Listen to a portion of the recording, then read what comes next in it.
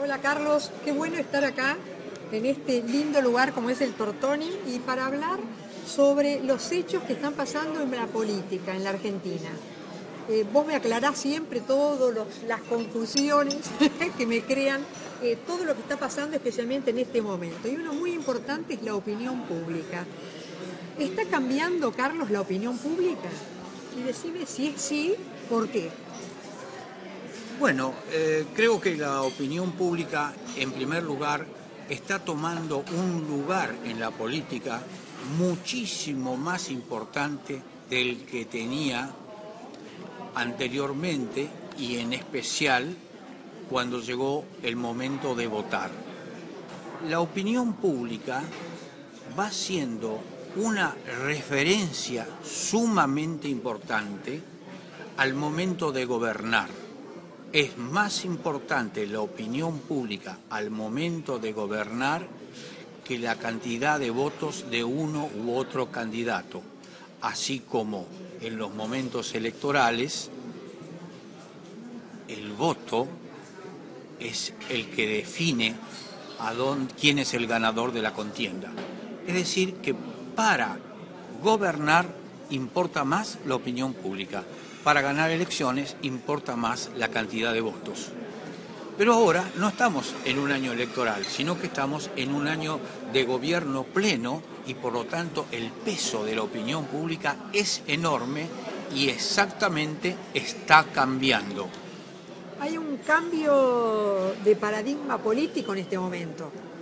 Bueno, exactamente esta es la discusión nueva que no estaba en el momento electoral, donde una gran mayoría de la gente votó por una concepción hoy ya desmitificada y agotada, habida cuenta de los dos gravísimos problemas que tiene este gobierno para gobernar en el campo económico, uno, y en el campo político, otro.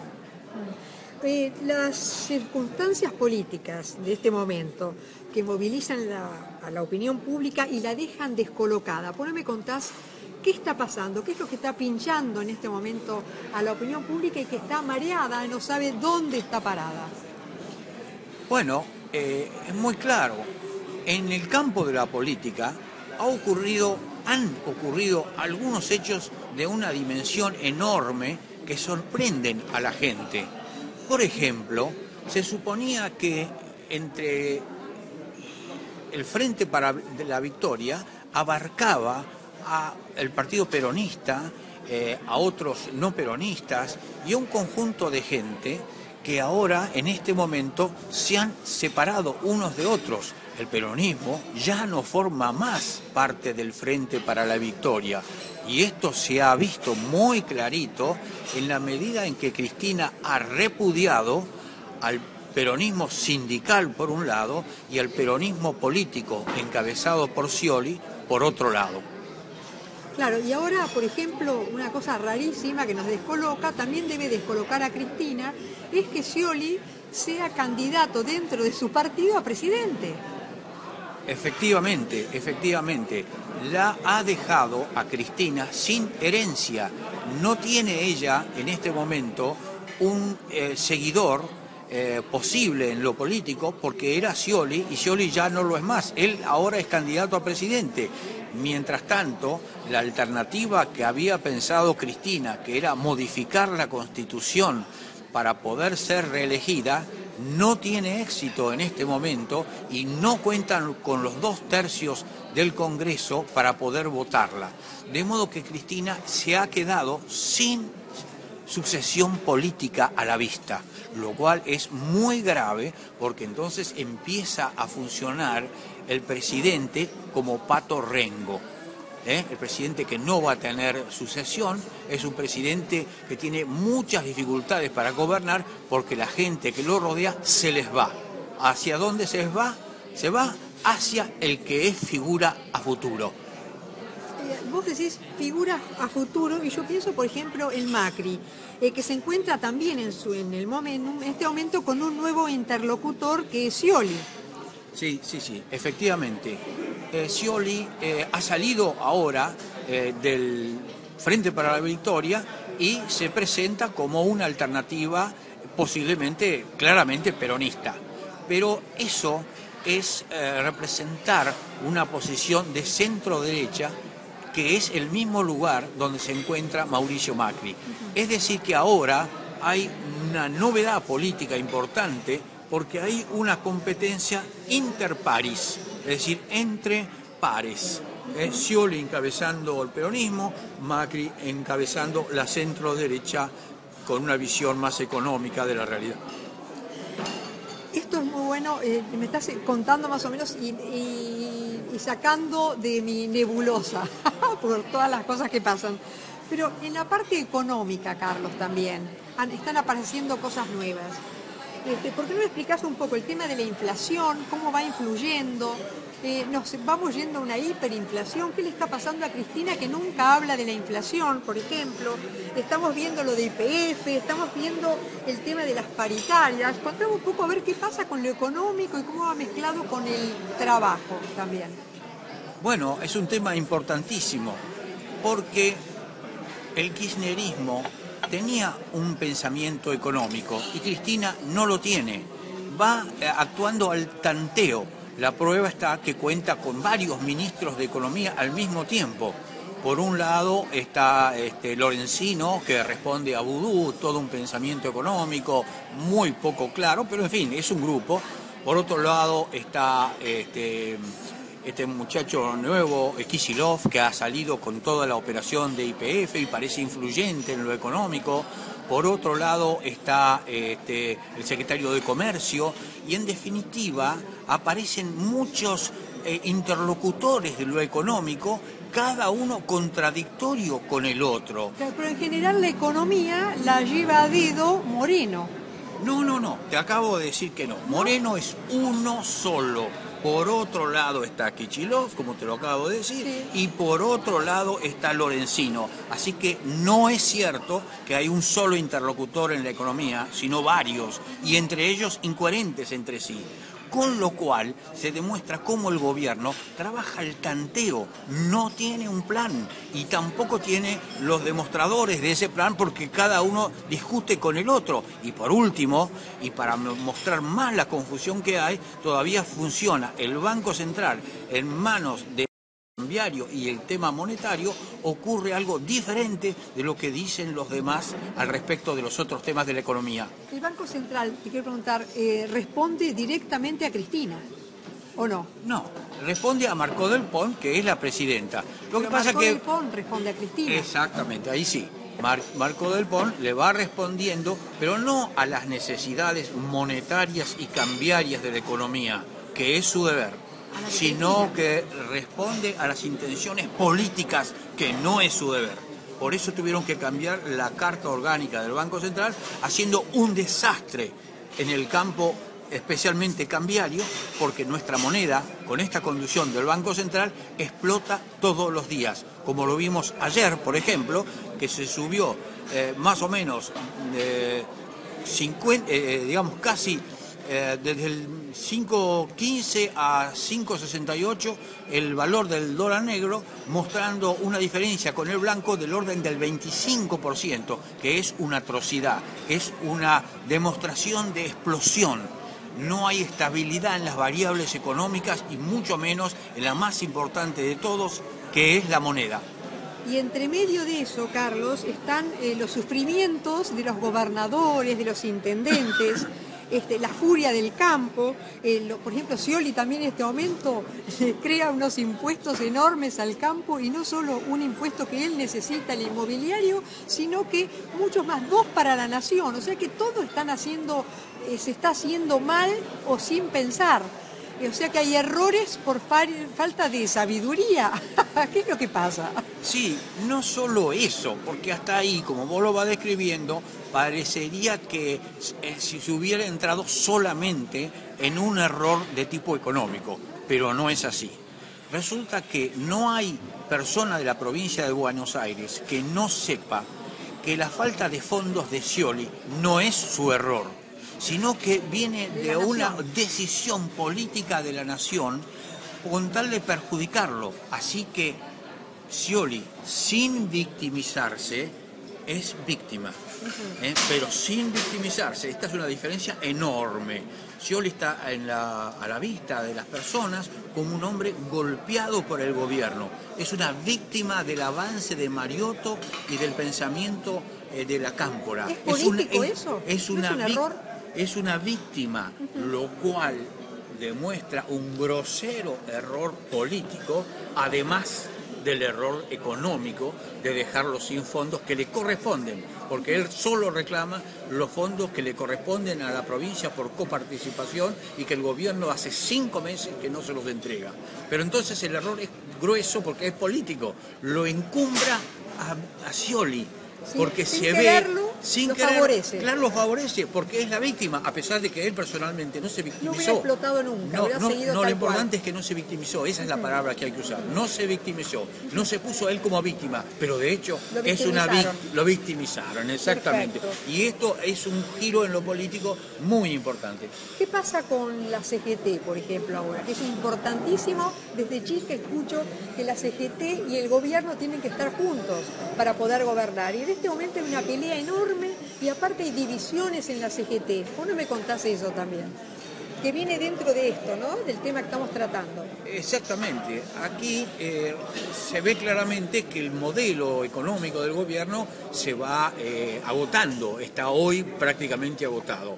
Ese agotamiento determina que los empresarios que están dentro del modelo no puedan convalidar aumentos de sueldos como los que piden los gremialistas. Pero entonces el trabajo es el que paga la cuenta y el trabajo está formado por millones y millones de personas, de modo que en definitiva el error económico del modelo se transforma rápidamente en una feroz equivocación política.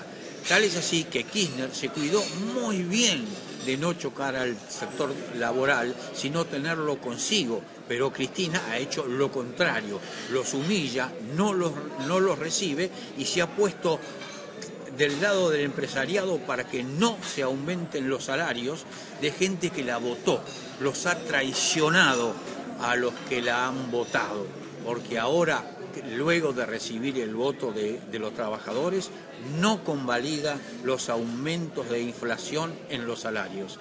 El gobierno de Cristina traiciona a la gente que lo votó. Y no explica y no habla sobre el tema de la inflación, o sea que ¿se trata o no se trata?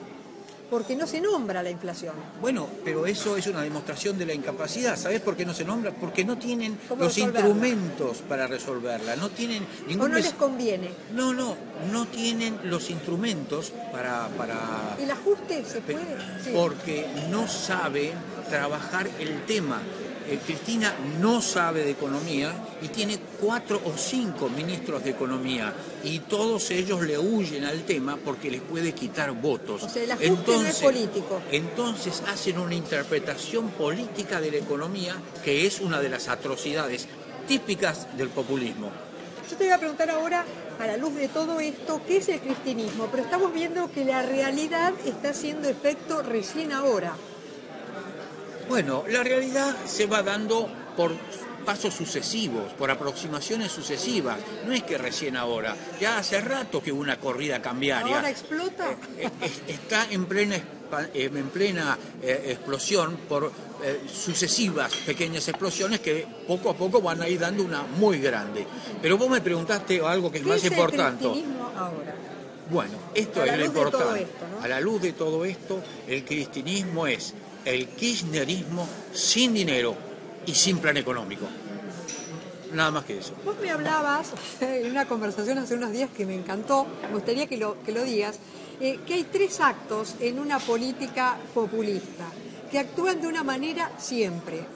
Sí, ¿Por qué no me los contás? Uno me decías, no sé, ¿querés que te diga lo que me acuerdo o me los decís vos? No, yo te los explico con facilidad, porque para es muy viejo, populista. es Pero muy antiguo. Tenemos que recordarlo porque viene muy al caso.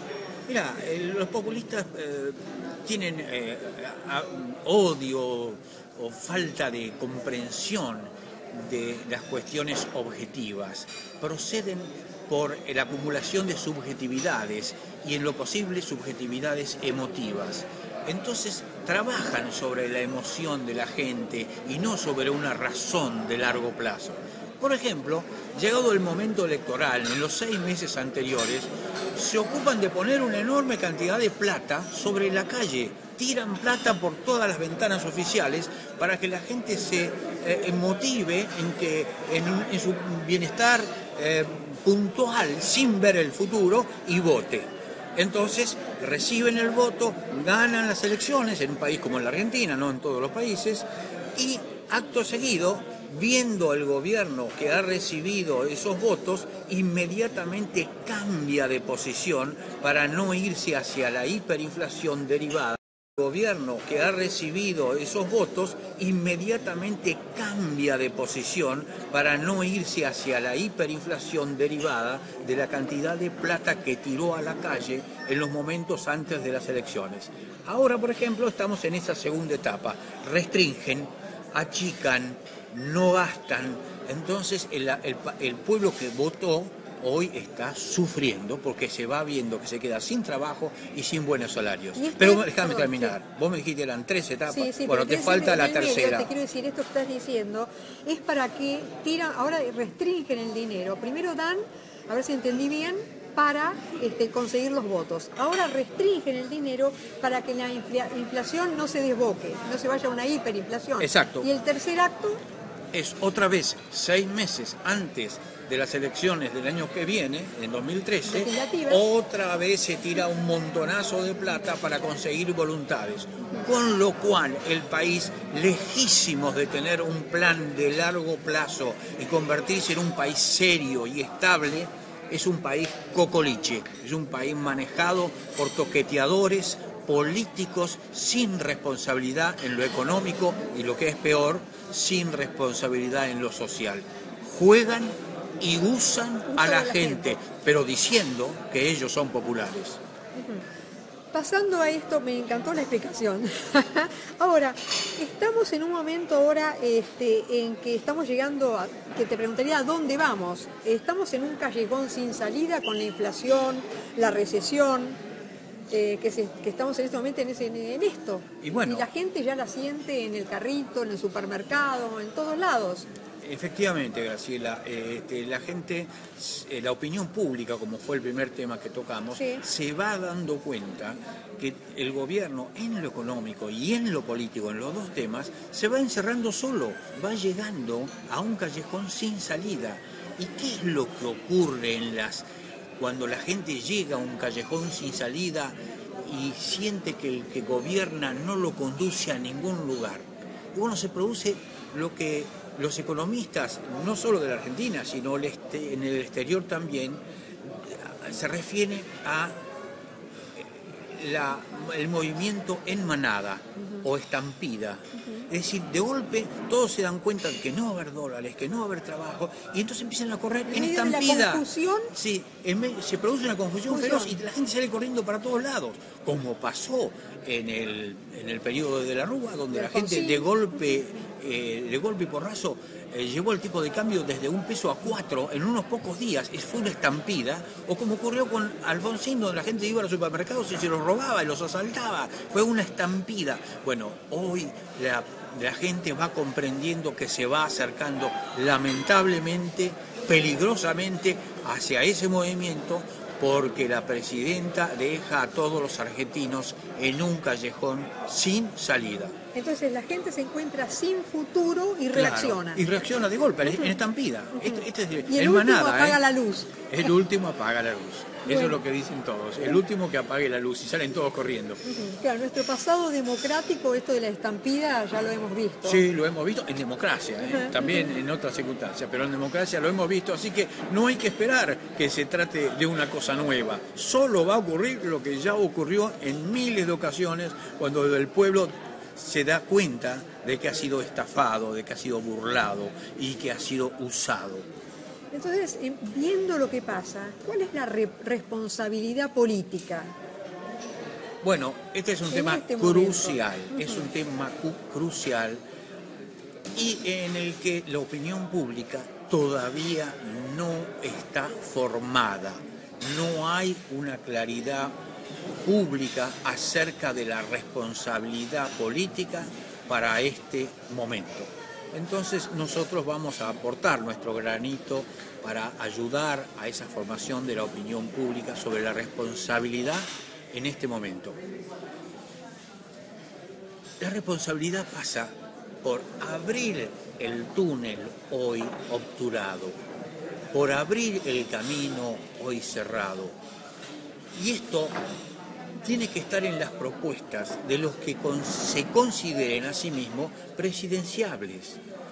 Es decir, los Macri, Wiener, Scioli deben ofrecerle una salida a la población, porque la población ve con horror cómo estamos entrando en un callejón sin salida. Y no sabe a dónde mirar. Y no sabe a dónde mirar, pero los políticos de la oposición no lo están mostrando por falta de pensamiento político propio. Son jugadores de ocasión, jugadores que optimizan en el mejor de los casos las circunstancias, pero responsables de lo que está pasando. Pero no tienen pensamiento de largo plazo, y esto es lo grave. Entonces esto no se puede seguir resolviendo como lo hemos hecho los argentinos durante toda la vida, mirando para el costado mientras los jugadores de la política se ocupan de pensar cómo van a salir. Esto ya no se puede repetir porque nos ha costado carísimo. Hemos destruido nuestro país de esa manera.